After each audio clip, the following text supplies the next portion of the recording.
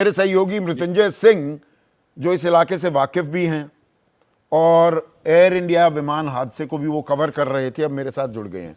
मृत्युंजय, वो ये एक टेम्पलेट सेट हो गया है क्या कि भाई हादसा है, अब हादसे को कैसे रोके? अब ये पुल में हादसा हो गया, 2 लोग मरे हैं, हो सकता है 20 भी हो जाए, आंकड़ा 20-25 बह गए हैं, पता लग जाए। अब हादसा है, कैसे रोकें? संदीप जी, क्या इसके पीछे एक जो हमारे भारतीयों की मानसिकता है कि याददाश्त हमारी कमज़ोर है, क्या ये भी एक जिम्मेदारी है कि हम एक घटना होती है और दूसरे को भूल जाते हैं? अभी आपने 4 बड़ी घटनाओं का जो पिछले कुछ दिनों में हुई हैं उसके बारे में आप चर्चा कर रहे हैं और आपने पूरी जानकारी बताई, लेकिन धीरे धीरे आज हेलीकॉप्टर दुर्घटना हुई, लोग बेंगलोर की भगदड़ को भूल गए। आज पुल गिरा, लोग मोरबी की घटना को भूल गए।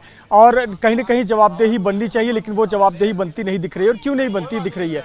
अभी मैं आपकी बातों को सुन रहा था, आपने एक जिक्र किया मोरबी की घटना का और आपने बताया कि कैसे लाइट बनाने वाली कंपनी को पुल निर्माण का कार्य दिया गया। तो मैं पिछले 3-4 दिनों से अहमदाबाद में हूँ और एयर इंडिया हादसे को कवर कर रहा हूँ, तो मेरे मन में भी यही विचार आया कि एयर इंडिया की जो टॉप 4 पोस्ट है, जो खरीद फरोख्त का काम करते हैं, जो अप्रूवल देते हैं, जो टॉप के 4 पोस्ट हैं, CEO, CFO, CHRO, इन तीनों को एयरलाइन का कोई अनुभव नहीं है। इन्होंने ये एयर इंडिया के खरीद फरोख्त का डिसीजन लेते हैं। आप ये सोचिए कि जो टाटा मोटर्स का व्यक्ति है वो एयर इंडिया विमान के पार्ट्स के खरीदने का अप्रूवल देता है, जो टाटा सन्स का है वो इस पार्ट्स के मरम्मत रिपेयर के अप्रूवल पर साइन करता है। उन्हें क्या पता इस एयरलाइन के इंडस्ट्री के बारे में? कम से कम टॉप के 4 पोस्ट पर आपके 4 ऐसे व्यक्ति होने चाहिए जो उस क्षेत्र में काम किए हुए लोग हों, जो एविएशन के जानकार हों, और ऐसा एयर इंडिया में तमाम तज्ञ लोग हैं। लेकिन टाटा ग्रुप की तरफ से इतनी बेसिक गलती कैसे हो सकती है कि ये जिम्मेदारी ऐसे व्यक्ति को दिया जाए जिसमें सेक्टर का नॉलेज नहीं? एक विसल ब्लोअर के आरोप हैं। अब मुझे ये नहीं पता, वो तो अदालत तय करेगी, उनकी सत्यता की पुष्टि अदालत करेगी, लेकिन विसल ब्लोअर का आरोप है एयर एशिया में जब वो काम करता था तो एक जो उनका वरिष्ठ सहयोगी था जिसको रिपोर्ट करते थे, कुछ अनबन हो गई, गलती विसल ब्लोअर कह रहा है सीनियर की थी, उसको हटाया भी गया। लेकिन अब 2022 में जब एयर एशिया, विस्तारा और एयर इंडिया का विलय हुआ, एक कंपनी ये बनी, तो फ्लीट सेफ्टी की जिम्मेदारी उसी शख्स को दे दी गई जिसे दरअसल हटाया गया था, सस्पेंड किया गया था।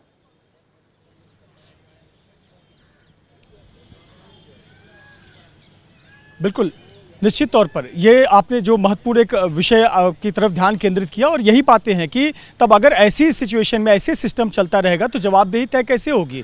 तब तो इसी प्रकार से हादसे होते रहेंगे। और पुल का बता रहे थे, मुझे ये बताइए, ये जो पुल ढहा है, अब कहा जा रहा है, वो सूत्रों के हवाले से खबर आती है ना, फिर बताएंगे जी ये तो 3 महीने पहले बंद कर दिया था तो 125 लोग वहां इकट्ठा किसने होने दिए? इसका जवाब देगा कोई? बिल्कुल, बहुत महत्वपूर्ण, बिल्कुल बहुत महत्वपूर्ण विषय यही है कि यही तो जवाबदेही तय होनी चाहिए कि जब पुल बंद कर दिया गया था, इसे जर्जर घोषित किया गया था, तो उस ब्रिज पर 100 लोग क्या कर रहे थे? वो उस क्षेत्र में पिकनिक मनाने के लिए उस ब्रिज पर कैसे रुकने दिया? और गाड़ियों की आवाजाही आपने कैसे संचालन होने दिया?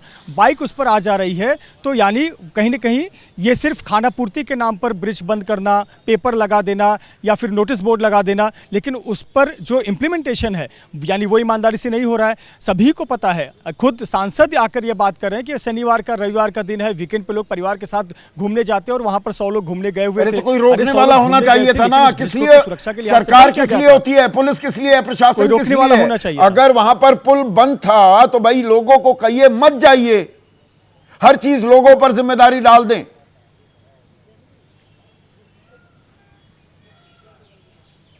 बिल्कुल, निश्चित तौर पर।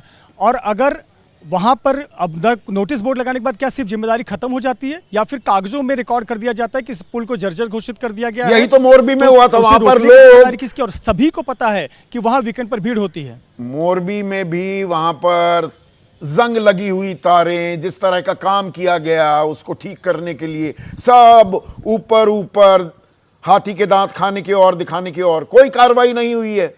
3.25 साल हो गए, अभी तक निचली अदालत में ही मामला अटका हुआ है। मृत्युंजय, डिस्चार्ज पिटीशन डाली जा रही है या उन्हें खारिज किया जा रहा है। 3.25 साल में क्या निचली अदालत सजा नहीं सुना सकती?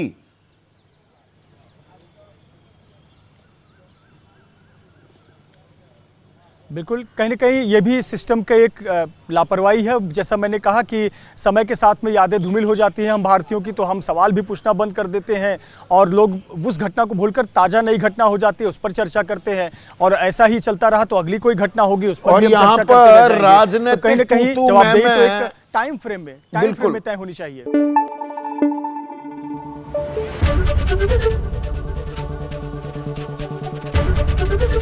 एबीपी न्यूज आपको रखे आगे।